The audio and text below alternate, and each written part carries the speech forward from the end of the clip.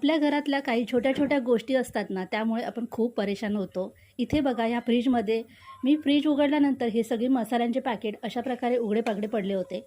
मग मी काय केलं, सगळे पॅकेट बाहेर काढले, किचनच्या ओट्यावर ठेवले आणि या पद्धतीने एक-एक पॅकेटमधला अशा प्रकारचा जो छोटा भाग असतो पॅकेटचा, तो कैचीने कापून घेतलाय.